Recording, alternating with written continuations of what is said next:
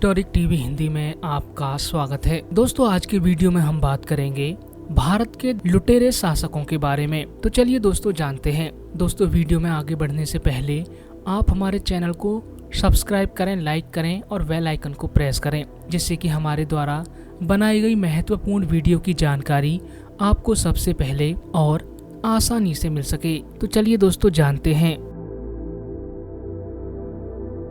मोहम्मद गौरी। मोहम्मद बिन कासिम के बाद मोहम्मद गजनवी और उसके बाद मोहम्मद गौरी ने भारत पर आक्रमण कर अंधाधुंध कत्ले आम और लूटपाट मचाई। इसका पूरा नाम शिहाबुद्दीन उर्फ मुइजुद्दीन मोहम्मद गौरी था। भारत में तुर्क साम्राज्य की स्थापना करने का श्रेय मोहम्मद गौरी को ही जाता है। गौरी गजनी और हेरात के मध्य स्थित छोटे से पहाड़ी प्रदेश गौर का शासक था। उसने पहला आक्रमण 1175 ईस्वी में मुल्तान पर किया।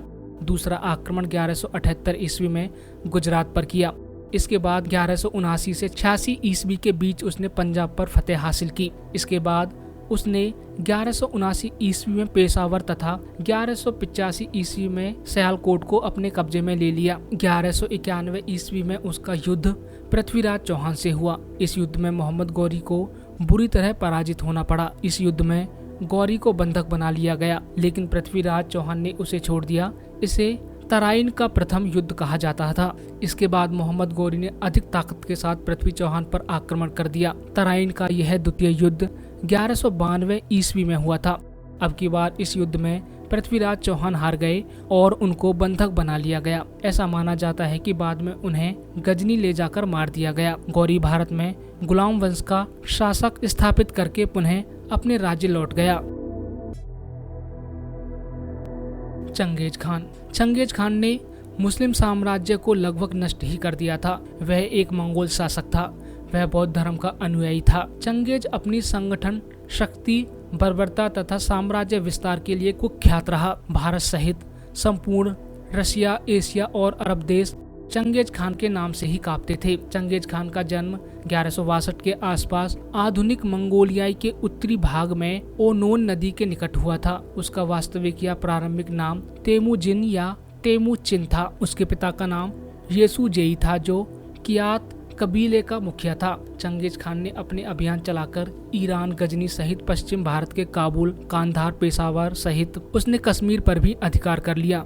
इस समय चंगेज खान ने सिंधु नदी को पार कर उत्तरी भारत और असम के रास्ते मंगोलिया वापस लौटने की सोची, लेकिन वह ऐसा नहीं कर पाया। इस तरह उत्तर भारत एक संभावित लूटपाट और विभत्स उत्पात से बच गया। एक नए अनुसंधान के अनुसार इस क्रूर मंगोल योद्धा ने अपने हमलों में इस कदर लूटपाट की और खून खराबा किया कि एशिया में चीन, अफगानिस्तान सहित उज्बेकिस्तान, तिब्बत और वर्मा आदि देशों की बहुत बड़ी आबादी का सफाया हो गया था। मुसलमानों के लिए तो चंगेज खान और हलाकू खान अल्लाह का कहर था।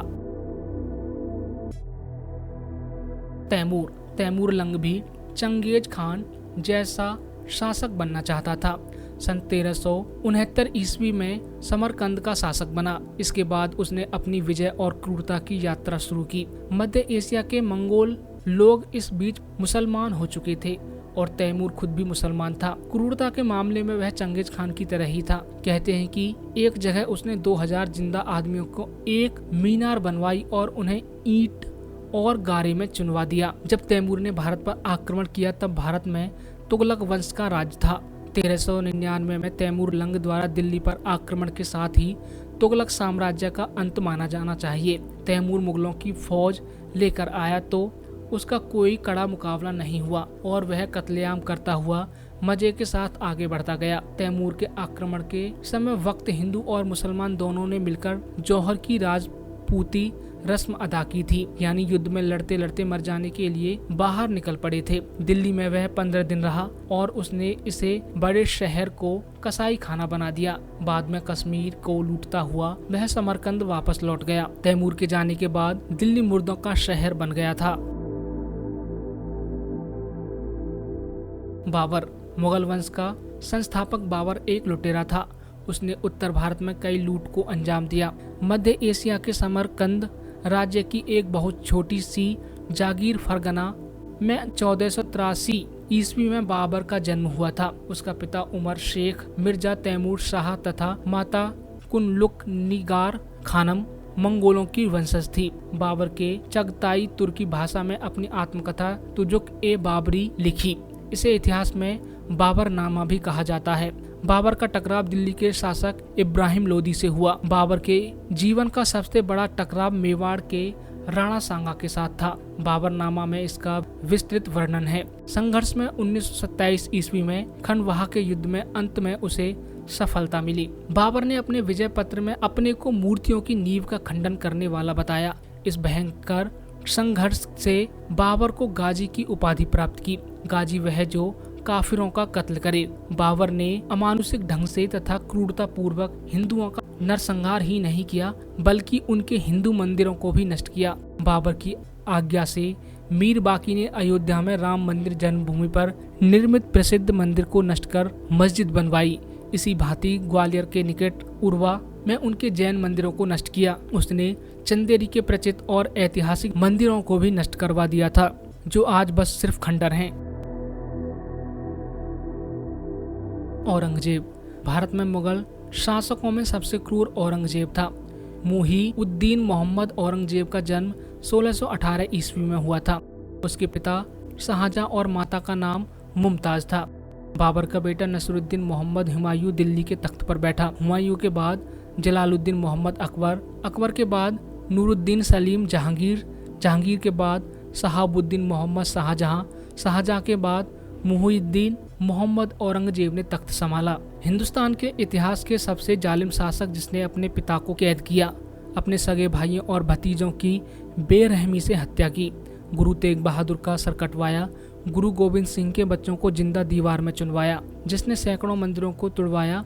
जिसने अपनी प्रजा पर वे इंतहा जुल्म किए और अपने शासन क्षेत्र में गैर मुस्लिमों के लिए मुनादी करवा दी थी, या तो आप इस्लाम कबूल कर लें या फिर मरने के लिए तैयार रहें। औरंगजेब एक तुर्क था। उसके काल में ही उत्तर भारत का तेजी से इस्लामीकरण हुआ। अधिकतर ब्राह्मणों को या तो मुसलमान बनना पड़ा या उन्होंने प्रदेश को छोड़कर महाराष्ट्र और मध्य प्रदेश के गांवों में शरण ले ली। उत्तर प्रदेश के प्रसिद्ध इतिहासकार राधा कृष्ण बुंदेली के अनुसार मुगल शासक औरंगजेब ने अपनी सेना का सन 1669 में जारी हुक्मनामे पर हिंदुओं के सभी मंदिर ध्वस्त करने का आदेश दिया था। इस दौरान सोमनाथ मंदिर, वाराणसी का मंदिर, मथुरा का केशव राय मंदिर के अलावा कई हिंदू देवी देवताओं के प्रसिद्ध मंदिर तोड़ दिए गए थे। औरंगजेब ने हिंदू त्योहारों को सार्वजनिक तौर पर मनाने पर प्रतिबंध लगाया और उसने हिंदू मंदिरों को तोड़ने का आदेश दिया।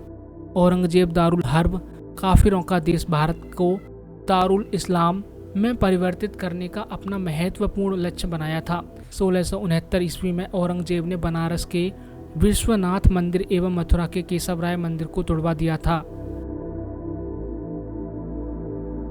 तो दोस्तों, आज की वीडियो में बस इतना ही। ऐसी ही और महत्वपूर्ण जानकारियों के लिए लाइक, सब्सक्राइब और शेयर करना ना भूलें हिस्टोरिक टीवी हिंदी।